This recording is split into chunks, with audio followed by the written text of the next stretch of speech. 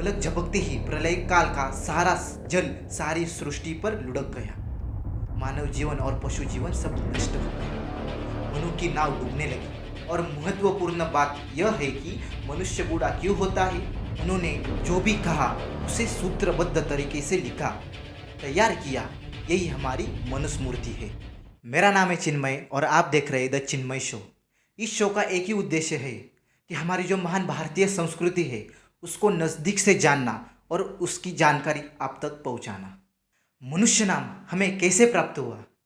हमें जो 4 वर्ण मिले हैं वो वर्ण ब्राह्मण, क्षत्रिय, शूद्र, वैश्य कौन से ऋषि ने दिए?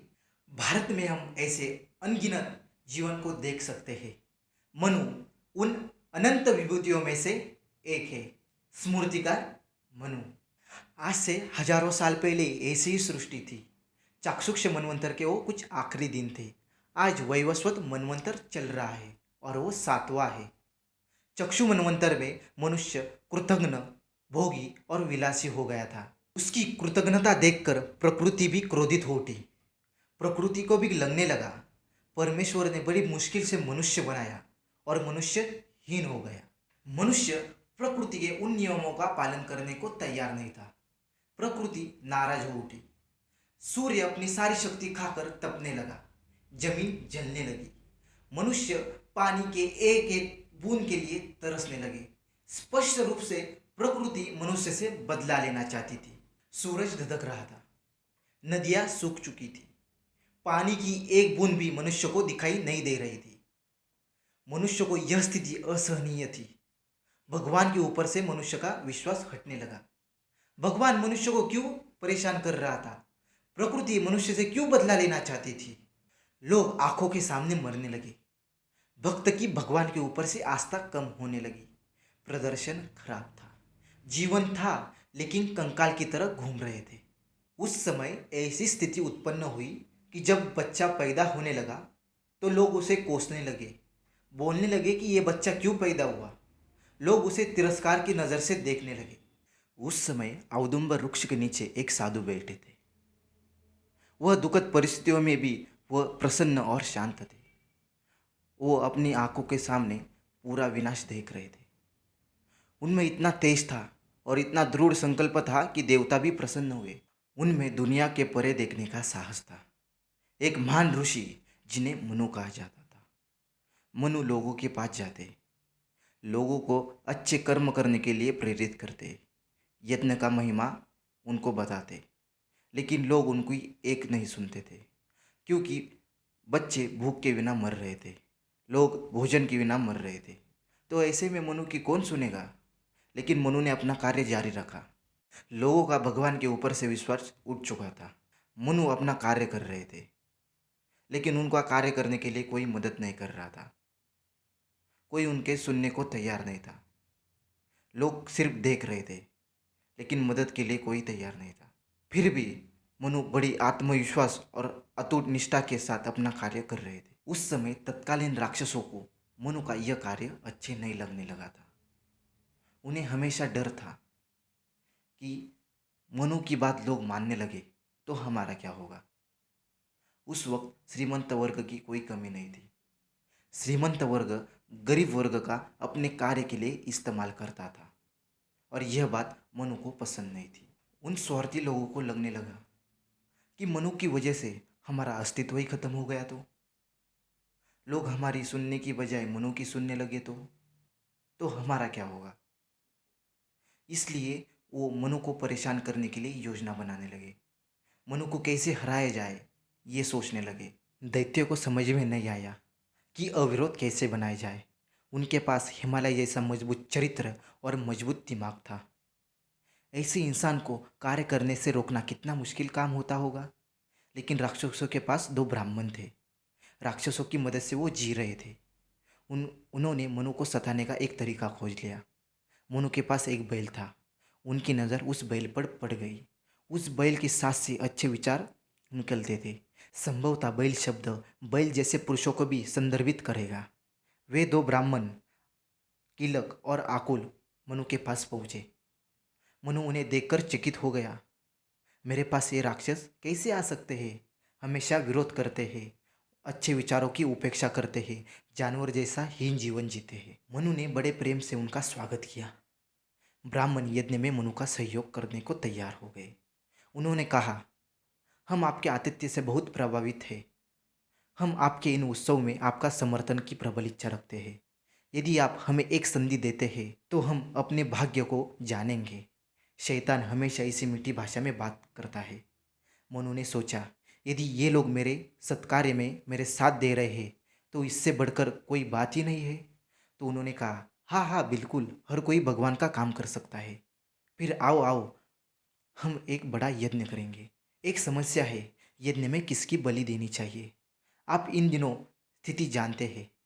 अगर मैं आपसे इस बैल की कुर्बानी दूँ तो तुम्हें कोई आपत्ति तो नहीं है। मनु ने सोचा, यदि ये लोग हमारा साथ दे रहे हैं, यदि भगवान की पूजा और सत्कार्य को वेग आ रहा है तो हवन में बैल की बलि देना जरूरी है। और उन धूर्त ब्राह्मणों ने मनु की अच्छाई का फायदा उठाया। यज्ञ में उन्होंने मनु के बैल की बलि दी। अच्छे विचारों की सांस लेने वाले मनु का एकमात्र साथी इन पापी मनुष्यों ने मार डाला। मनु की पत्नी मनाली, उसकी आवाज में अजीब जादू था। वह मनु के जीवन का आधार थी। वह मनु के लिए सब कुछ थी। उसकी सुसंस्कृत वाणी से लोगों पर प्रभाव पड़ता था। ब्राह्मण किलत और आकुल फिर मनु के पास पहुंचे और बोले, बैल के हवन से लोगों में आस्था जगाई, एक और बलि देना जरूरी है। मनु ने कहा, यह सही है तो जरूर करेंगे। तो इस बार किसकी बलि देनी चाहिए? ब्राह्मण ने पूछा। तुम बताओ, उसकी बलि देंगे, मनु ने कहा। आप सही कह रहे हैं मनु महाराज। आइए इस बार बलिदान दे ताकि लोग देखते रहे। वास्तव में हम चाहते हैं कि आप अपना बलिदान दें। आप जैसे संत ज्ञानी पुरुष का त्याग होगा तो भगवान प्रसन्न होंगे, वर्षा होगी और लोगों के कष्ट टलेंगे। लेकिन अगर तुम कुर्बान हो जाओगे तो इस कुर्बानी को, इस नेक काम को कौन संभालेगा? तो ऐसा मत करो, ऐसा मत करो, ब्राह्मण ने कहा। फिर आपके दिमाग में और कौन है? यदि अच्छे विचार स्थापित हो रहे हैं, लोग अच्छे जीवन की शुरुआत कर रहे हैं, तो इन्हें जो कुछ देना है वह देंगे। वह देने में कोई हर्ज नहीं है। इतने बड़े काम में कई कुर्बानियाँ देनी होगी। मनु ने उस ब्राह्मण की वाणी का समर्थन किया। मनु की जीवन भर एक ही इच्छा थी, लोगों को इंसान की तरह रहना चाहिए। मनु का जीवन का कार्य सदिश्वास को पुनः स्थापित करना था। लेकिन मनु को कैसे पता चलेगा कि ये किलात और आकुल दो ब्राह्मण हरामखोर थे, उनके कट्टर दुश्मन थे। फिर क्या होगा अगर हम मनाली की बलि दे? ब्राह्मणों ने सुझाव दिया। यह सुनकर मनु चकित हो गए। हमारी जीवन संगिनी, उसका बलिदान? भगवान, यह कैसी परीक्षा है? लेकिन अगर सत्कार्य हो रहा हो तो मेरी अनुमति है, मैं उसके लिए भी तैयार हूँ। और हंसते हुए मनु ने अपनी ही पत्नी का हवन किया। नेक कामों के लिए अपनी ही पत्नी की कुर्बानी दी। आदिशक्ति भी इस यज्ञ से चकित होकर बलि पात्र में छिप गई। बर्तन से आवाज आने लगी। उस ध्वनि से दैत्य भयभीत हो गए। डर ने उनके जीवन को कमजोर कर रख दिया। यज्ञ में ध्वनि निकालने की प्रथा आज भी प्रचलित है। इसके पीछे यही भावना है। फर्क सिर्फ इतना है कि उस बर्तन में ईश शक्ति का आकर बैठ गई थी और आज हम बर्तन बजाकर शोर मचाते हैं। यह कहने का मूल अर्थ है कि घड़े की ध्वनि से सभी राक्षस भ्रष्ट हो गए थे। मंदिर में घंटियों के बजाने के पीछे यही अर्थ है। इस ध्वनि का एक उन्नत रूप मतलब हमारे मंदिर में बजने वाली घंटी है। मानव जीवन उदास, निराश, बीमारी और बीमारी से पीड़ित था। मनुष्य मनुष्य न होकर पशु बन गया था। ऐसे में मनु ने उत्साह, भक्ति, अविचल भावना और हृदय से निरंतर निष्कर्म योग का अभ्यास किया। उन्होंने धार्मिकता के लिए अपने ही दिव्य बैल की बलि दे दी, अपनी ही पत्नी का हवन किया। एकमात्र साथी मनु की इस भक्ति के आगे भगवान को भी हार माननी पड़ी।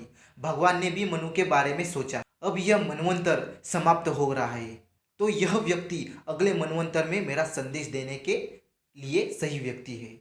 और परमेश्वर ने इस फलते फूलते जीवन के साथ रहना चुना। एक दिन भगवान को अर्घ्य देने गए, लेकिन पानी कहाँ से लाए? कुछ दूर जाकर उन्होंने अर्घ देने के लिए खड्डे में से थोड़ा जल निकाल लिया।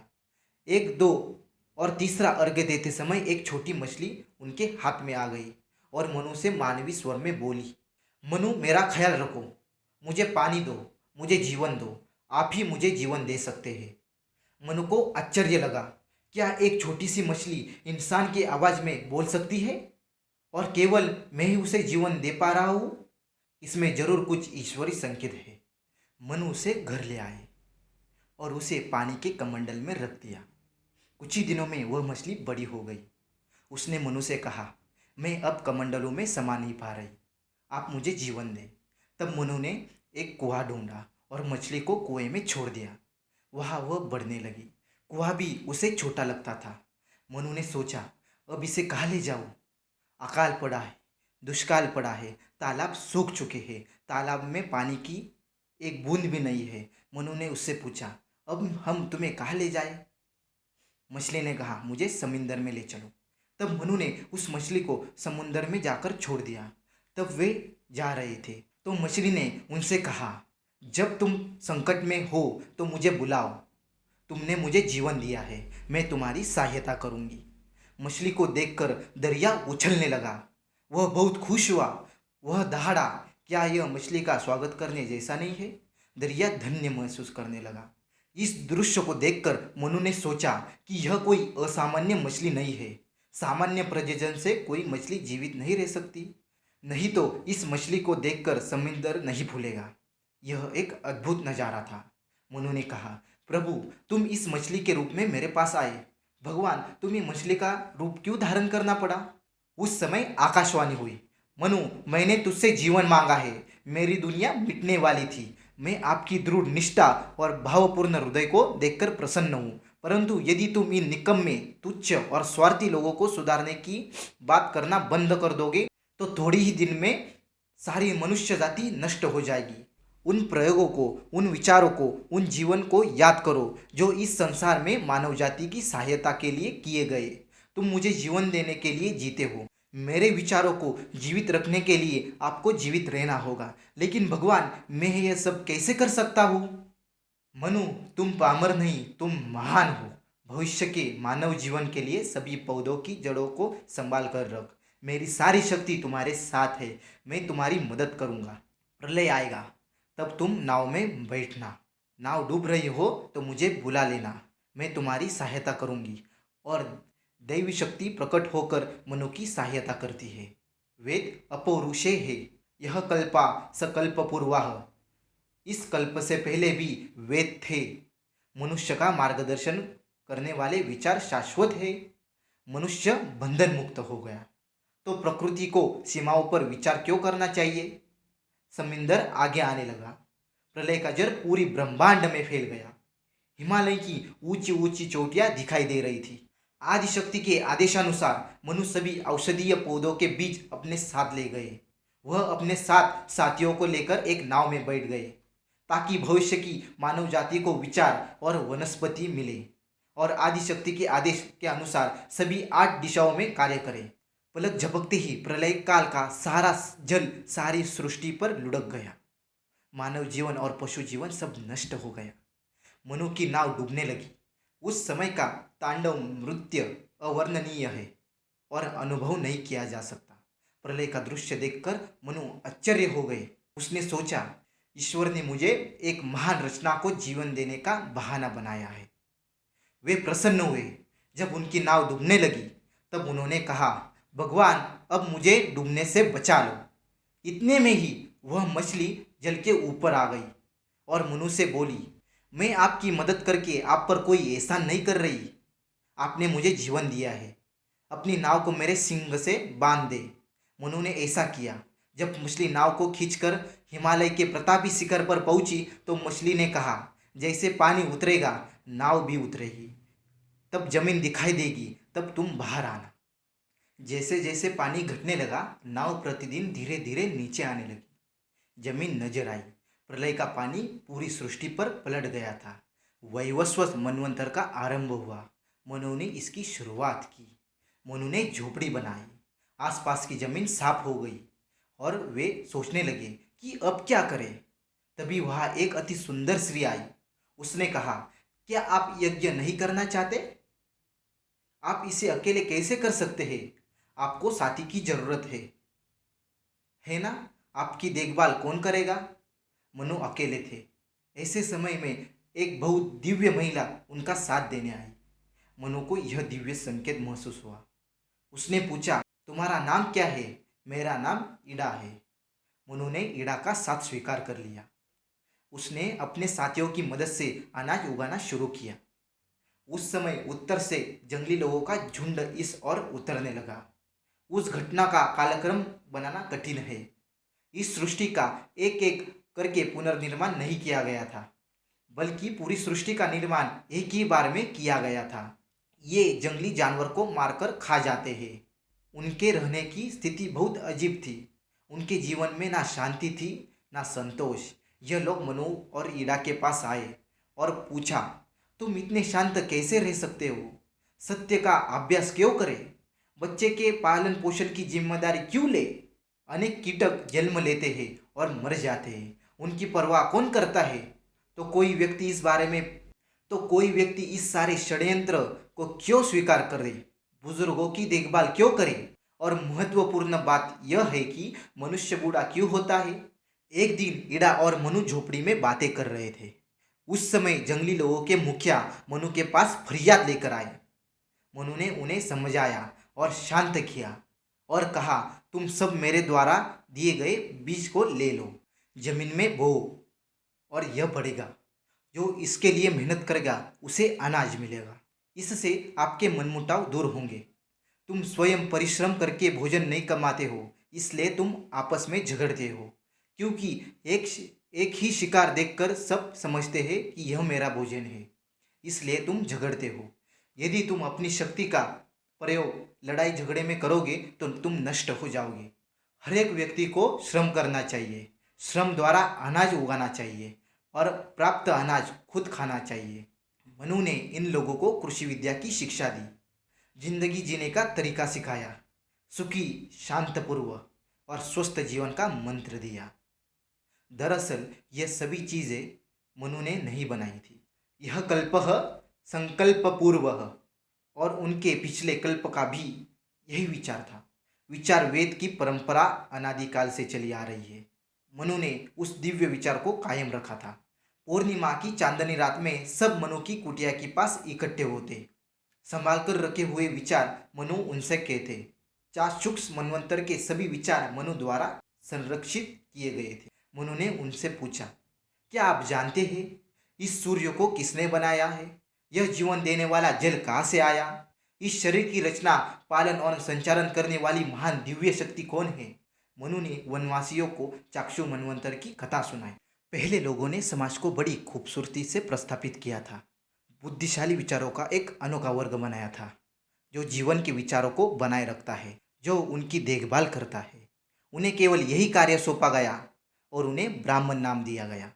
शिकार की देखभाल के लिए सभी को दिन रात जागना पड़ता था, खेती को बचाना पड़ता था। चाक्षुष मनवंतर में द्वितीय वर्ग का निर्माण हुआ, उसका नाम क्षत्रिय रखा गया। जिन लोगों ने रक्षा का उत्तरदायित्व लिया वो खेती का कार्य कैसे कर सकते हैं? इसलिए खेती करने के लिए एक तीसरा वर्ग बनाया गया, उस वर्ग का नाम वैश्य रखा गया। अब समाज में सब कुछ ठीक से होने लगा। क्षत्रियों ने रक्षा की जिम्मेदारी संभाली, भोजन पानी की व्यवस्था वैश्यों ने ले ली थी। लेकिन अब यह सब था, मेरी झोपड़ी कौन बनाएगा? ठंडा हवा से मेरी रक्षा कौन करेगा? बारिश में बचने के लिए मेरे कपड़े, मेरे शरीर की रक्षा कौन करेगा? मेरी झोपड़ी मुझे ठंडा हवा और बारिश से बचाती है, मेरे कपड़े मेरे शरीर की रक्षा करते हैं। रहने के लिए घर कौन तैयार करेगा? पहनने के लिए कपड़े कौन बनाएगा? खेती के उपकरण कौन बनाएगा? लोगों की सभी भौतिक मटेरियल नीड्स, ज़रूरतों को कौन पूरा करेगा? इसलिए इन लोगों ने एक चौथा वर्ग बनाया और इसका नाम शूद्र रखा। ऐसे चाक्षुष मनवंतर में महान क्रम था। समाज में शांति कैसे बनानी है, संतोष कैसे प्राप्त करना है और पुष्टि पैदा करने के लिए क्या करना है, यह जो समझता है उसे धर्म कहते हैं। चाक्षुष मनवंतर के इस महान शक्तिशाली मनु ने इस प्रकार वैवस्वत मनवंतर के जीवों को निर्देशित जीवन का मार्ग दिखाया। फिर भी एक सवाल रह गया, महिलाओं के बारे में क्या? उसे क्या करना चाहिए? पति कमाने जाएगा तब घर थक कर आएगा, उसे खाना कौन देगा? यह सवाल आज भी है। पुरुष और महिला दोनों कमाने जाते हैं, फिर किसका घर है? घर पर कोई मेरा इंतजार कर रहा है। स्त्री में संतान प्राप्ति की शक्ति होती है, इसलिए स्त्री को घर के कामकाज और बच्चों के पालन पोषण पर ध्यान देना चाहिए। इस प्रकार सबका धर्म पक्का हो गया। लोगों ने इस धर्म को समझा और स्वीकार किया। क्या आप चाहते हैं कि आपका बच्चा स्मार्ट, स्वस्थ और कुशल हो? फिर उसे एक निश्चित उम्र तक सीखने दें, यानी उसमें जीवन का दर्शन आएगा, उस पर संस्कार किए जाएंगे, जीवन सही बनेगा और जीवन सहने योग्य बनेगा, जीवन सुखमय और शांतमय बनेगा ना। फिर एक निश्चित उम्र में शादी करनी चाहिए, एक गृहस्थ जीवन जीना चाहिए। और मान लीजिए कि उस उम्र किसी की मृत्यु हो जाती है तो अर्जित संपत्ति को अपने समूह में किसी को दे दे। एक निश्चित आयु के बाद मनुष्य को धीरे धीरे दुनिया से अपना लगाव कम करना चाहिए, वानस्पति बनना चाहिए। और अंत में जिसे भगवान के प्रति अटूट श्रद्धा है, जो प्रतिशोधी है, जिसका दृष्टिकोण स्थिर है, उसे संन्यास लेना चाहिए और संन्यास आश्रम में रहना चाहिए। ऐसी उत्कृष्ट व्यवस्था चक्षु मनवंतर में लोगों ने रखी थी। ऐसी अनेक बातें मनु इन वन्य लोगों को समझा रहे थे। उन कबीलों ने भी मनु की बातों को प्रेमपूर्वक सुना और मनु की कही हुई बातें पर अमल किया। यह उनकी जीवनदायिनी बन गई। इस विभूति ने बहुत अच्छा काम किया है। उन्होंने जो भी कहा उसे सूत्रबद्ध तरीके से लिखा, तैयार किया। यही हमारी मनुस्मृति है। वास्तविक मनुष्य शब्द भी मनु से आया है। अपने को मनु संतान मानने वाले मनुष्य, संसार के आदि पिता, प्रभु और प्रजा को संस्कार देने वाले पिता मनु। वेदों की रचना किसी ने नहीं की है, वे ईश शक्ति और परंपरा द्वारा उनका पालन किया गया है। आज हम इस महान विभूति को नमन करते हैं, जो जीवन देने वाले भगवान के प्रयोगों को बनाए रखते हैं और कृतज्ञ पूर्वक अपने पितामह मनु को याद करते हैं। धन्यवाद। आपको यह स्मृतिकार मनु का चरित्र कैसे लगा कमेंट बॉक्स में ज़रूर बताइए, क्योंकि जिन्होंने जो त्याग किया है उनका कोई मोल नहीं है। मनु ऋषि ना होते तो आज मनुष्य जाति नष्ट हो जाती। उनकी वजह से आज मनुष्य धरती पर मौजूद है। और वीडियो को लाइक करिए और चैनल को सब्सक्राइब कीजिए।